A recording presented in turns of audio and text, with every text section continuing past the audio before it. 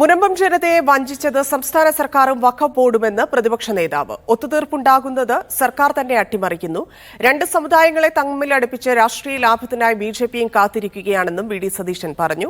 മുനമ്പത്തെ രാഷ്ട്രീയ മുതലെടുപ്പിനാണ് കേന്ദ്ര സംസ്ഥാന സർക്കാരുകൾ ശ്രമിച്ചതെന്ന് മുസ്ലിം ലീഗ് നേതാവ് പി കെ കുഞ്ഞാലിക്കുട്ടി പ്രതികരിച്ചു.